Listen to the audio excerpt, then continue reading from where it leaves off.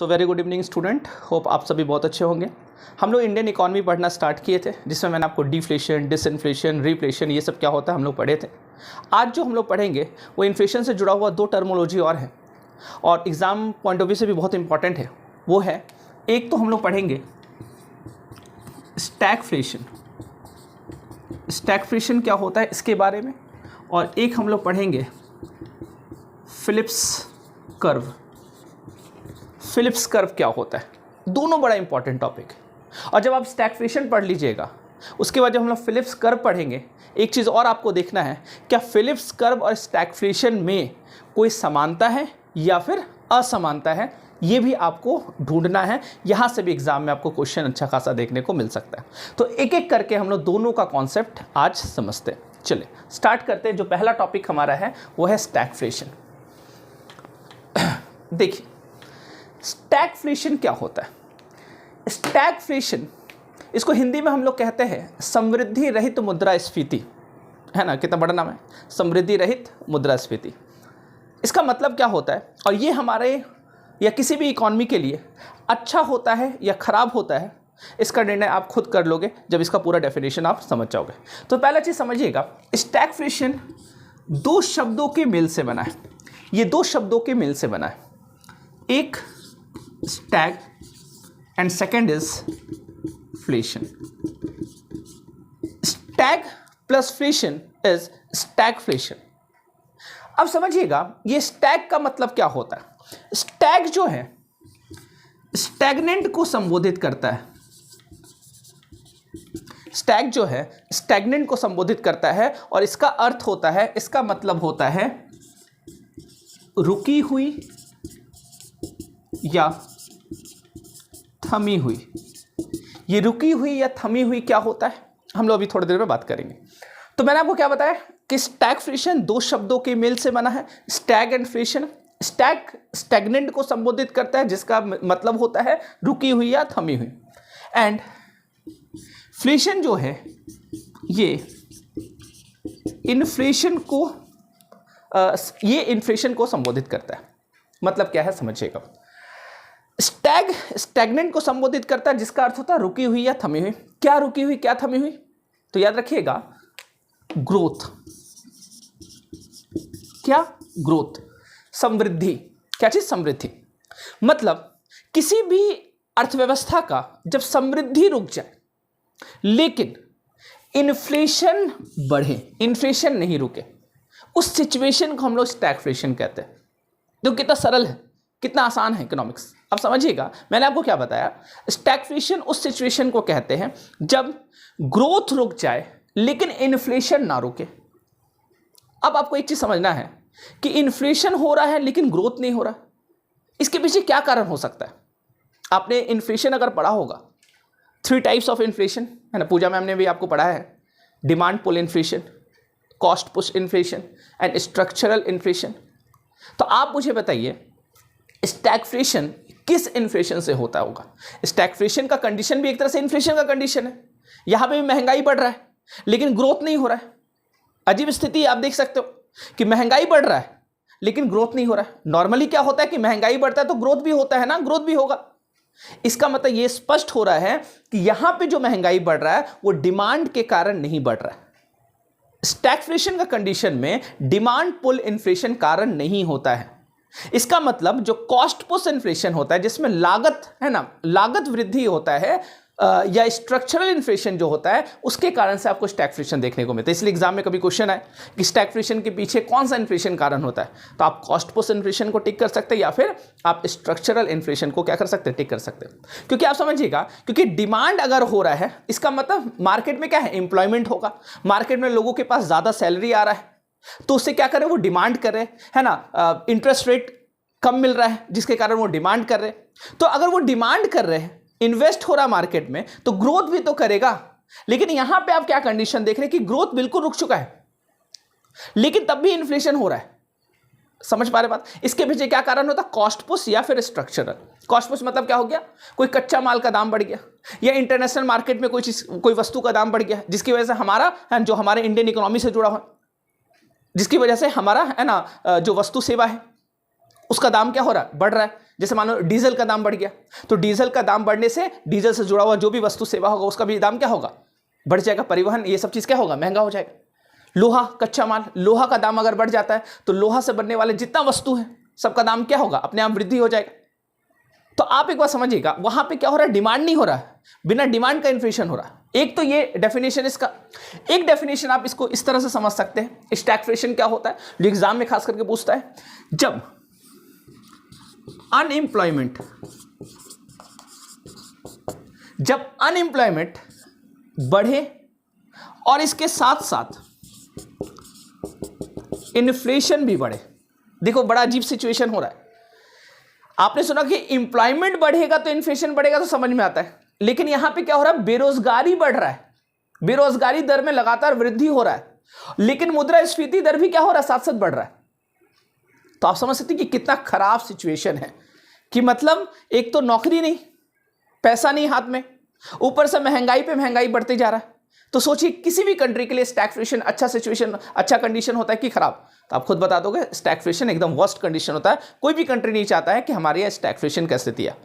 Clear है? तो मैंने आपको दो चीज बताया। क्या स्टैग्फ्लेशन क्या होता है, कि जब ग्रोथ रुक जाता है, समृद्धि क्या हो जाता है, रुक जाता है, लेकिन इन्फ्लेशन नहीं रुकता है, उसको स्टैग्फ्लेशन बोलते हैं। या फिर एग्जाम में ज्यादा क्वेश्चन ये आता है कि जब अनएम्प्लॉयमेंट भी बढ़ता है और क्या बढ़ता है, इन्फ्लेशन भी साथ साथ बढ़ता है, तो उसको हम लोग क्या बोलते हैं, अनएम्प्लॉयमेंट और इन्फ्लेशन के साथ साथ बढ़ने का सिचुएशन को हम लोग क्या बोलते हैं, स्टैग्फ्लेशन बोलते हैं। क्लियर है ना? तो ये हो गया आपका स्टैग्फ्लेशन, इसको आप याद रखिएगा। अब हम लोग अगला जो टॉपिक हमारा है वो है फिलिप्स कर्व। और फिलिप्स कर्व क्या होता है, अगर आप स्टैग्फ्लेशन समझ गए तो आप स्टैग्फ्लेशन से भी इसको क्या कीजिएगा, जोड़ के देखिएगा, क्या दोनों में समानता है या फिर असमानता है। चलिए तो समझते हैं हम लोग फिलिप्स कर्व के बारे में।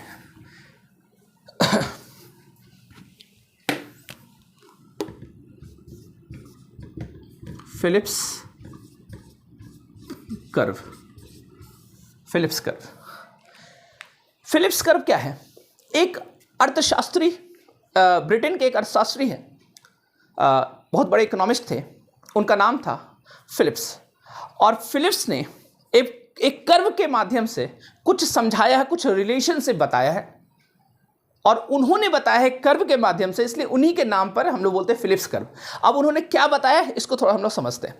तो इन्होंने बताया है, इन्होंने रिलेशनशिप बताया है कि normal relationship between unemployment and inflation, normal relationship between unemployment and inflation. इन्होंने क्या बताया है समझिएगा। इन्होंने एक कर्व के माध्यम से समझाया है कि जैसे अनएम्प्लॉयमेंट बढ़ेगा, इन्फ्लेशन ऑटोमेटिकली घट जाएगा। यहां पे समझ में आ रहा है क्या मैं बोल रहा हूं, कि जैसे अनएम्प्लॉयमेंट बढ़ेगा, इन्फ्लेशन ऑटोमेटिकली क्या होगा, घटेगा। आपसे एग्जाम में पूछेगा फिलिप्स कर्व क्या चीज से संबंधित है, तो आपको दो टर्म याद रखना है, एक अनएम्प्लॉयमेंट बेरोजगारी, और आपको क्या, इन्फ्लेशन मुद्रास्फीति। मतलब बेरोजगारी जैसे बढ़ेगा, इन्फ्लेशन क्या होगा, मुद्रास्फीति क्या होगा, घटेगा। कैसे इन्होंने समझाया, चलिए मैं कर्व बना के आपको बताता हूं। देखें, एक मैं कर्व बनाता हूं, फिलिप्स कर्व। ये रफ कर्व है, ठीक है। इन्होंने चलो इससे मैं लिख लेता हूं। ये जो है, ये है अनएम्प्लॉयमेंट रेट। ये वाला जो लाइन है, ये अनएम्प्लॉयमेंट रेट मतलब बेरोजगारी दर को दर्शा रहा है। ये वाला जो लाइन है, इसको हम लोग बोलते हैं इन्फ्लेशन रेट। ये क्या है, इन्फ्लेशन रेट। क्लियर? अब देखिए, मैं एक कर्व बनाता हूं।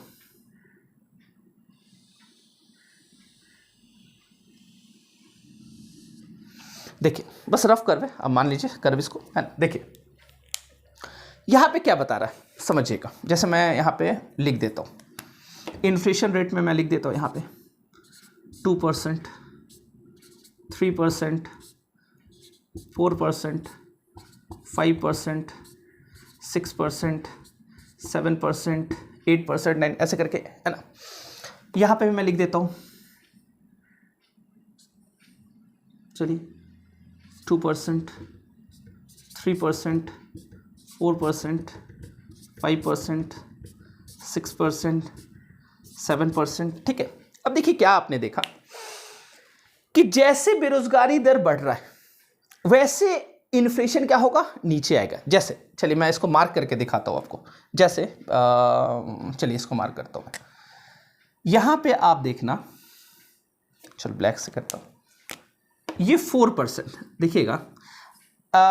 जैसे यहां से चलते हैं हम लोग, ये 3% क्या है, 3% जब अनएम्प्लॉयमेंट रेट है, जब बेरोजगारी दर कितना है, 3% है, तो आपने क्या देखा, मुद्रास्फीति दर कितना, 4%। मतलब जब बेरोजगारी दर कितना है, 3% है, तो इन्फ्लेशन रेट कितना है, 4%। लेकिन अब देखिएगा कि जैसे जैसे बेरोजगारी दर क्या हुआ, बढ़ा, जैसे यहां पे आप देखिए, मैं इसको 4% कर देता, जैसे ये 4% है, ये देखिए जैसे बेरोजगारी दर बढ़ा इन्फ्लेशन रेट क्या हो गया, घट गया।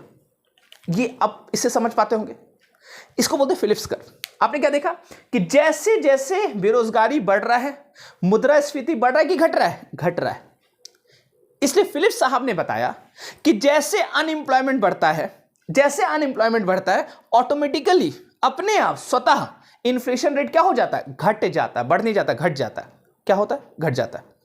अब आप मुझे बताइए, क्या स्टैगफ्लेशन और फिलिप्स कर्व में समानता है कि असमानता है, असमानता है। इसलिए एग्जाम में कभी क्वेश्चन पूछेगा क्या स्टैगफ्लेशन, क्या फिलिप्स कर्व स्टैगफ्लेशन के सिचुएशन में सूट करता है या फिर होता है, तो बिल्कुल नहीं। जब स्टैगफ्लेशन होता है तो फिलिप्स कर्व क्या हो जाएगा, गलत हो जाएगा। देखिए आप, है ना, जब स्टैगफ्लेशन होता है तब फिलिप्स कर्व काम नहीं करता। फिलिप्स कर्व कब काम करता है, इसलिए यहां पे लिख दिया है नॉर्मल रिलेशनशिप।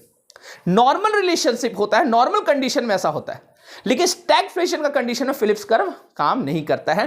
क्योंकि देखो स्टैगफ्लेशन अगर आप देखिएगा तो फिलिप्स कर्व, ये कर्व अगर इसको आप देखिएगा, जैसे मैं आपको बना के दिखाता हूं, जैसे मान लो ये अनएम्प्लॉयमेंट रेट है, ये इन्फ्लेशन है, स्टैगफ्लेशन का कंडीशन में क्या होता है, ये होता है, ये स्टैगफ्लेशन। समझ पा रहे हैं, स्टैगफ्लेशन में क्या होता है कि जैसे बेरोजगारी दर बढ़ता है इन्फ्लेशन भी बढ़ता है। ये होता है किस सिचुएशन में, स्टैगफ्लेशन में। लेकिन फिलिप्स कर्व में क्या होता है कि जब बेरोजगारी दर बढ़ता है तो इन्फ्लेशन क्या होगा, घटेगा। नॉर्मल सी बात है कि अगर बेरोजगारी दर कहीं पे बढ़ा, नॉर्मल सा बात है ना, पैसा नहीं आना, पैसा आना बंद हो गया, रोजगार नहीं है, लोगों के पास पैसा नहीं आ रहा, और जब पैसा नहीं आ रहा तो मार्केट में डिमांड नहीं करे, और जब डिमांड नहीं हो रहा है तो मुद्रास्फीति, महंगाई क्या होगा, कम होगा कि बढ़ेगा, कम होगा ना। इसलिए बेरोजगारी बढ़ रहा है, ये क्या हो रहा है, घट रहा है। यहां तक क्लियर? तो ये स्टैगफ्लेशन और क्या है, फिलिप्स कर्व। मेरे ख्याल से ये आपको समझ में आ गया होगा। तो आज के लिए इतना ही, मिलते हैं हम लोग नेक्स्ट क्लास में। Thank you so much.